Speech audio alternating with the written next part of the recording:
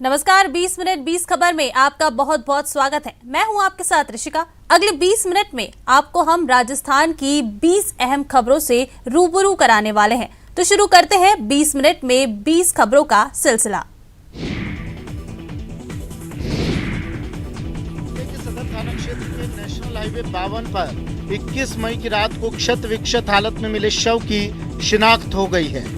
मृतक के परिजनों ने उसकी शिनाख्त बरौनी थाना इलाके के बरथल निवासी लोकेश मीणा के रूप में की है। वहीं मृतक के परिजनों ने पुलिस और मीडिया को एक वीडियो भी दिखाया, जिसमें मृतक के हाथ पैर बांधकर उसके साथ बड़े ही खौफनाक अंदाज में मारपीट की जा रही है। परिजनों का आरोप है कि 20 मई को कुछ नामजद आरोपी मृतक को लेकर गए थे। उसके बाद से वो घर नहीं लौटा। इसी बीच परिजन जब उसकी तलाश में जुटे तो परिजनों को एक लावारिस लाश मिलने की सूचना मिली, जिस पर परिजनों ने सआदत अस्पताल मोर्चरी पहुंचकर उसकी शिनाख्त मृतक लोकेश मीणा के रूप में की। परिजनों का आरोप है जो युवक उसे घर से लेकर गए थे, उन्होंने ही लोकेश की हत्या कर शव को सड़क हादसे का रूप देने के लिए सदर थाना इलाके में स्थित हाईवे पर फेंक दिया।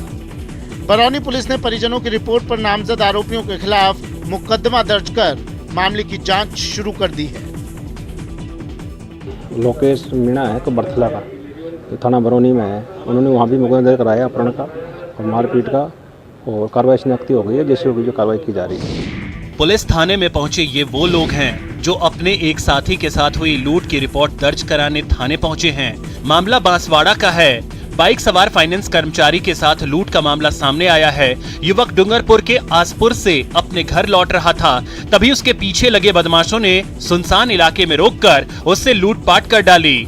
बदमाशों ने युवक को धमकाया कि अगर वह मामले की पुलिस में शिकायत करेगा तो उसे जान से हाथ धोना पड़ेगा।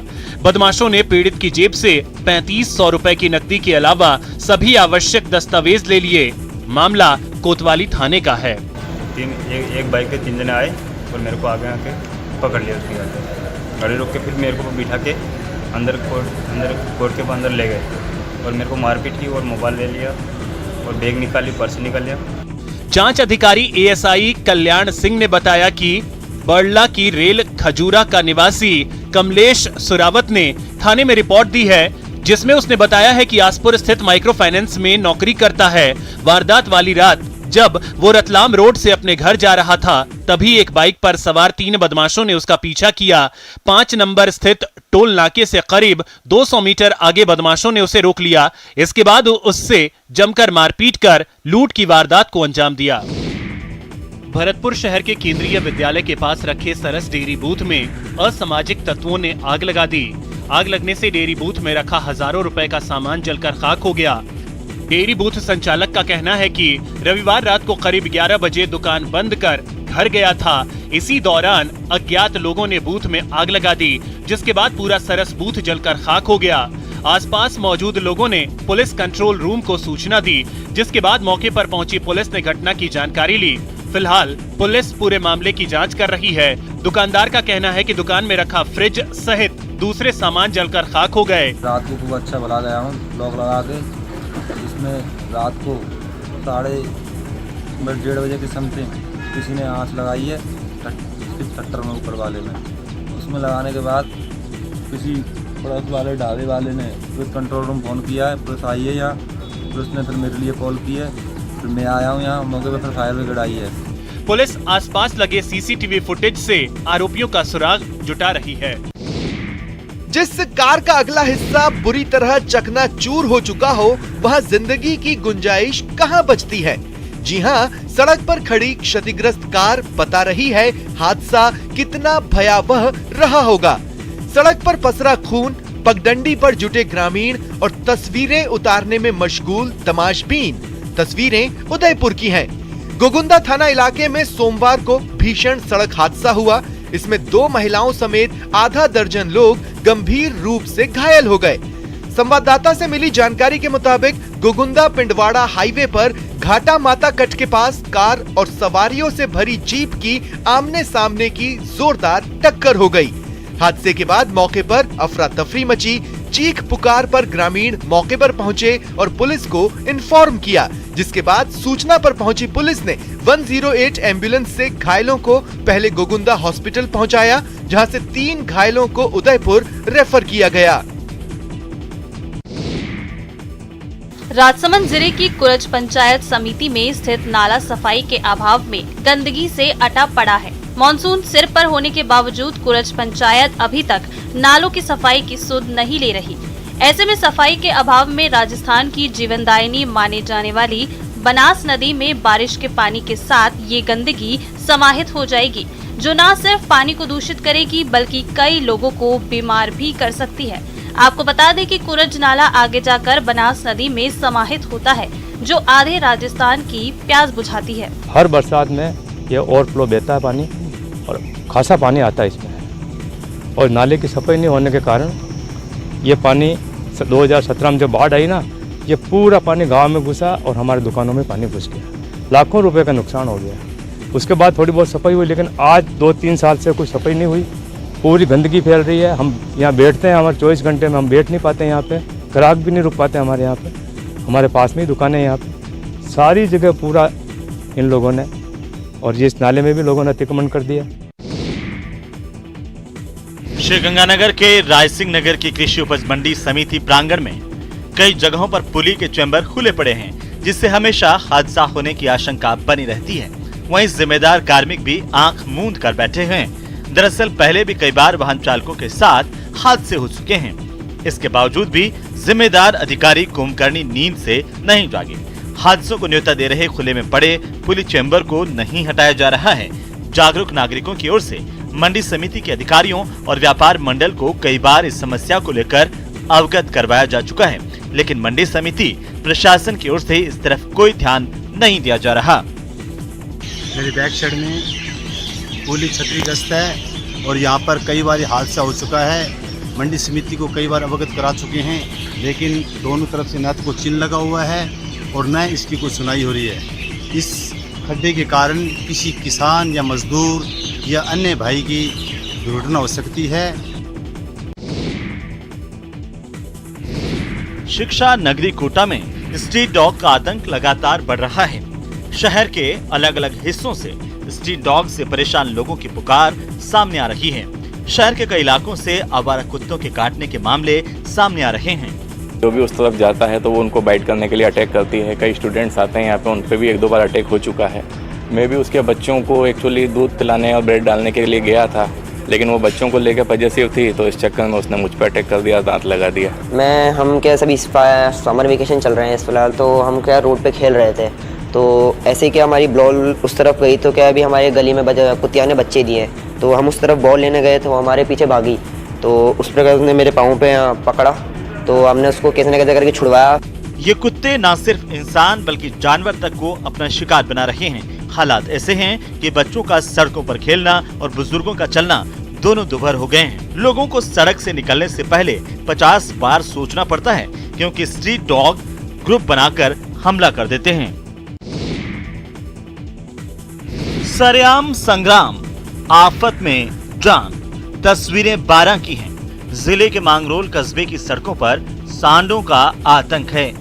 कस्बे के नगरपालिका मांगरोल के मुख्य बाजार समेत राष्ट्रीय राजमार्ग पर पिछले कई दिनों से आवारा पशुओं और सांडों का जबरदस्त आतंक देखने को मिल रहा है। सड़कों पर सरेआम सांडों की भिड़ंत होती है। कई बार वाहन चालक और राहगीर चपेट में आकर घायल हुए हैं। स्थानीय व्यापारियों का कहना है कि कई बार इन आवारा पशुओं की शिकायत की गई, लेकिन कोई सुध नहीं ली गई।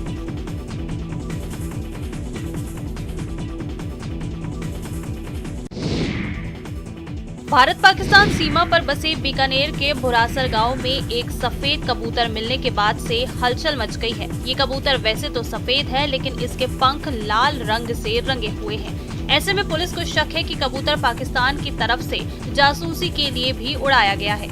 दरअसल भारत पाकिस्तान बॉर्डर पर बज्जू के भुरासर गाँव में एक कबूतर देखा गया। मिली जानकारी के मुताबिक बज्जू थाना क्षेत्र के भुरासर गाँव में ये कबूतर सवाई सिंह राजपूत के घर आकर गिरा था। ऐसे में क्षेत्र के लोगों ने इस कबूतर को पकड़ लिया।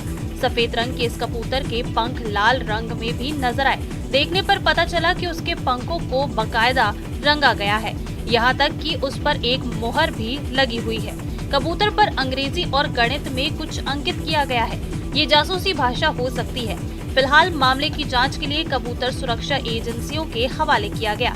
बीकानेर के बज्जू और खाजूवाला एरिया में पहले भी कबूतर पकड़े जाते रहे हैं, इन कबूतरों के शरीर में कहीं न कहीं कैमरा तक फिट कर दिया जाता है। इसी शक के कारण पुलिस और सुरक्षा एजेंसियां अब सक्रिय हो गई हैं। राजस्थान में पूर्वी राजस्थान नहर परियोजना को राष्ट्रीय परियोजना घोषित करने की मांग जोर पकड़ रही है। इस बीच धौलपुर करौली सांसद मनोज राजौरिया के विरोध का वीडियो सोशल मीडिया पर वायरल हो रहा है। इस विरोध प्रदर्शन को भारतीय किसान यूनियन का विरोध बताया जा रहा है। दावे के मुताबिक ERCP को राष्ट्रीय परियोजना का दर्जा दिलाने की मांग को लेकर ये प्रदर्शन हुआ। दावा किया जा रहा है कि धौलपुर सांसद डॉक्टर मनोज राजौरिया की कार पर चढ़कर विरोध प्रकट किया गया। बताया जा रहा है कि सोमवार को जब सांसद करौली हिंडौन रोड पर जयपुर की ओर जा रहे थे, तभी कटकड़ मोड़ पर अचानक भारतीय किसान यूनियन प्रदेश अध्यक्ष विक्रम मीणा अपने समर्थकों के साथ आए और सांसद की कार रोककर विरोध जताया। किसानों ने आरोप लगाया कि आप 2 बार से सांसद हो, आपने इस योजना को लेकर कब संसद में आवाज उठाई। बीच बचाव करने आए सांसद के गनमैन से किसानों की झड़प हो गई। सांसद मनोज राजौरिया ने भी अपने गनमैन को पीछे हटाया और विरोध कर रहे लोगों से बात करने की कोशिश की, लेकिन किसान सांसद की एक बात सुनने को राजी नहीं हुए। किसान नेताओं ने सांसद से कहा कि आप ये तख्ती हाथ में पकड़ो और बोलो ये मांग जायज है या नहीं। सांसद ने हाथ में ERCP लिखी हुई तख्ती नहीं पकड़ी, जिस पर किसान भड़क गए और सांसद को खरी खोटी सुनाई। आम लोगों तक प्रशासन की पहुंच बनाने के लिए राजस्थान सरकार ने प्रशासन शहरों के संग अभियान चलाया, लेकिन इसमें भी बड़ी धांधली की खबर आई है। आरोप लगा है चिकित्सा मंत्री परसादी लाल मीणा के करीबी और कांग्रेस के दिग्गज नेता दिनेश चंद्र मिश्र पर उन पर फर्जी तरीके से पट्टा हासिल करने के आरोप लगे हैं। दिनेश मिश्र लालसोट की मौजूदा चेयरमैन रक्षा मिश्रा के पति हैं। आरोप है कि उन्होंने गलत तरीके से जमीन का पट्टा हासिल किया है। इसके विरोध में लालसोट नगर पालिका के बाहर पिछले 8 दिनों से स्थानीय लोग धरने पर बैठे हैं, तो राज्यसभा सांसद डॉक्टर किरोड़ी लाल मीणा ने भी मोर्चा संभाल लिया है। उन्होंने कांग्रेस नेता पर गंभीर आरोप लगाते हुए कहा कि कांग्रेस के नेता ने अपनी पत्नी के चेयरमैन होने का फायदा उठाया है और सार्वजनिक संपत्ति का पट्टा हासिल किया है। चेयरमैन के पति ने बेईमानी सार्वजनिक जमीन का पट्टा लिया। जमीन का पट्टा निरस्त करना पड़ेगा और दोषियों को गिरफ्तार करना पड़ेगा, मुकदमा दर्ज करेंगे।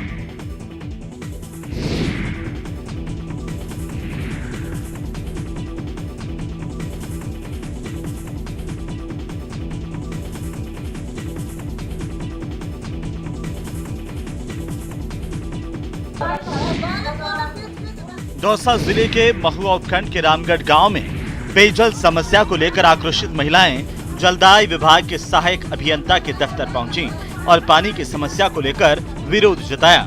महिलाओं ने जलदाय विभाग के कार्यालय के बाहर मटका फोड़ प्रदर्शन किया। जानकारी के अनुसार पिछले 1 सप्ताह से रामगढ़ गांव के माली मोहल्ले में पेयजल आपूर्ति बुरी तरह प्रभावित रही है। इस बारे में ग्रामीणों ने जलदाय विभाग के अधिकारियों को कई बार अवगत करवाया, लेकिन सुनवाई नहीं हुई।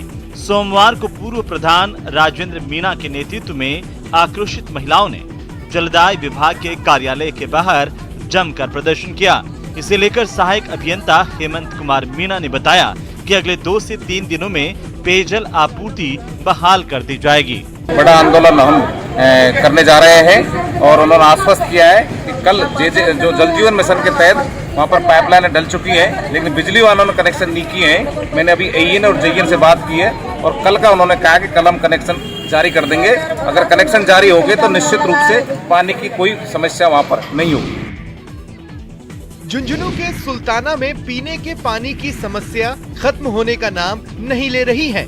3 दिन पहले सुल्ताना में हुए प्रदर्शन के बाद जलदाय विभाग अपने वादों को पूरा नहीं कर पाया, तो एक बार फिर गांव की महिलाओं का गुस्सा फूट पड़ा।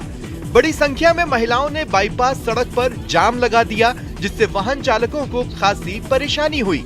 तपती धूप में महिलाएं टस से मस नहीं हुई और अपने खाली मटकों को रखकर रोड को जाम रखा। सूचना पर सुल्ताना चौकी प्रभारी राजेश जांगिड़ पहुंचे, लेकिन महिलाएं नहीं मानी। इसके बाद सरपंच घीसा राम पहुंचे। उन्होंने महिलाओं को समझाया और 3 दिन का समय मांगा।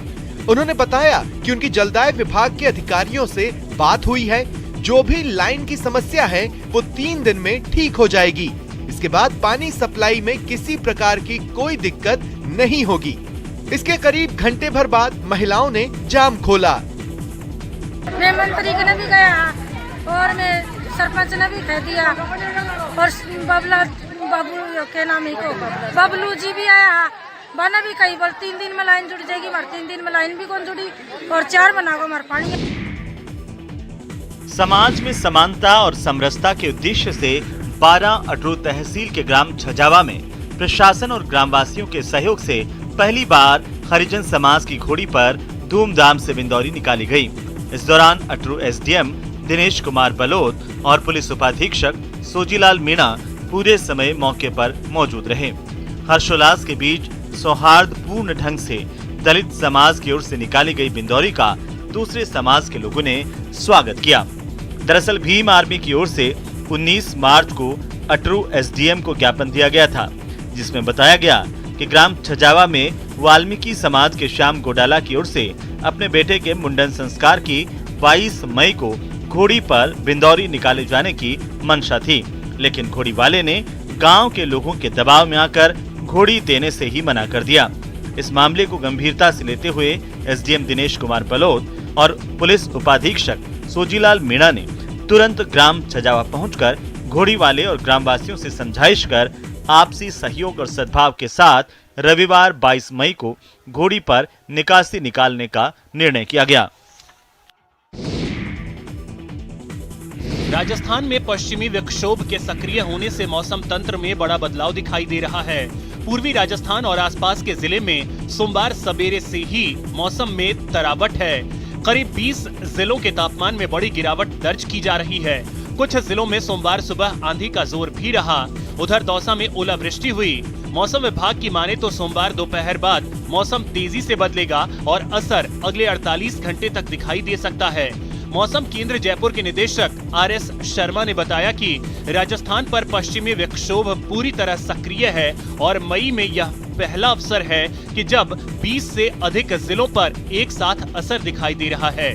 सोमवार दोपहर में बारिश, आंधी और कुछ स्थानों पर ओलावृष्टि की संभावना बन रही है। बता दें कि अगले 48 घंटे तक पश्चिमी विक्षोभ सक्रिय रहेगा और उसके 48 घंटे तक प्रदेश का मौसम शुष्क रहेगा। हालांकि 27 से 31 मई के दौरान फिर से लू की स्थिति बनने की संभावना है।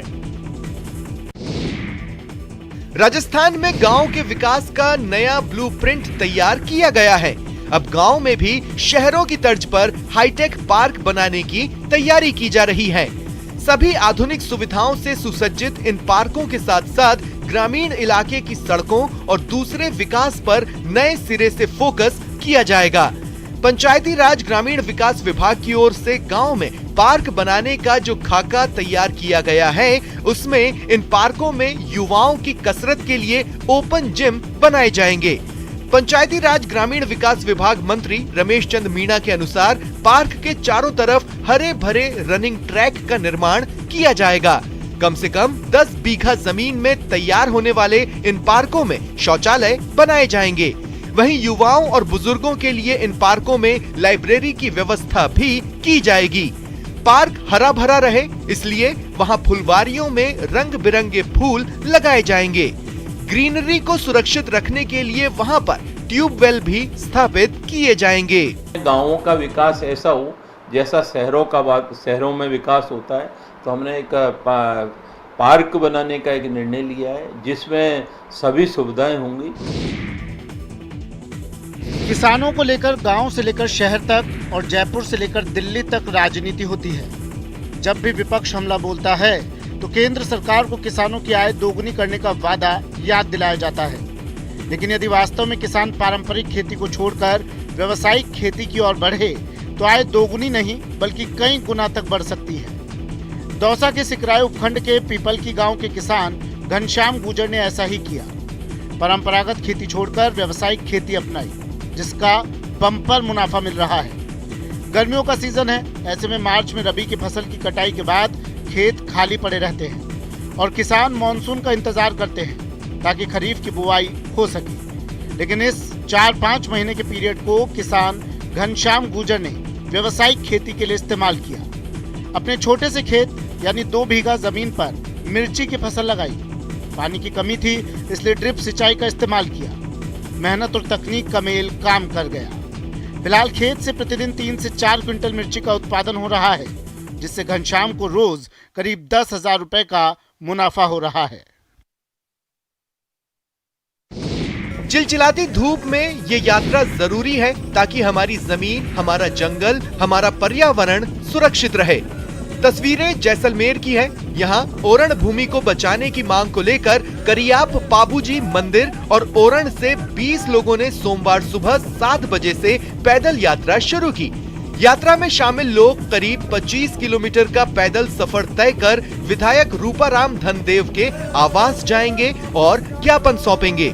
इस पदयात्रा में 20 के करीब लोग हिस्सा ले रहे हैं, जिनमें बुजुर्ग भी शामिल हैं। इन सब का कहना है कि निजी कंपनियों को लाभ पहुंचाने के लिए सरकार ओरण और गौचर की जमीन आवंटित कर रही है, जिससे वन्य जीव संपदा और वन्य जीव जंतुओं के लिए खतरा पैदा होने के साथ साथ पशुओं के लिए चरने का क्षेत्र भी सिमट जाएगा। आपको बता दें कि ओरण संस्कृत शब्द अरण्य से लिया गया है, जिसका अर्थ वन होता है। ओरण में विभिन्न प्रजातियों के पुराने पेड़ और घास होते हैं।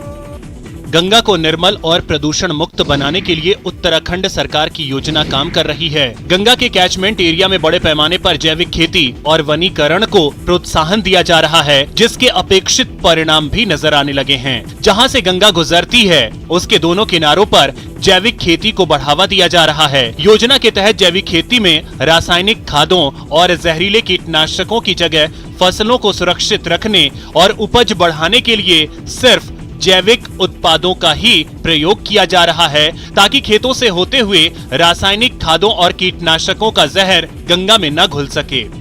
2019 और 20 में नमामि गंगे के अंतर्गत हमारी ग्राम सभा गोलिम के अंतर्गत कम से कम 100 ड्रम, 100 स्प्रे मशीन और जैविक पिट प्लास्टिक के दिए गए। पहले हम लोग जो है गोबरों को जगह जगह फेंक देते थे, नदी किनारे फेंक देते थे, जिससे हमारा नदी भी दूषित हो रहा था।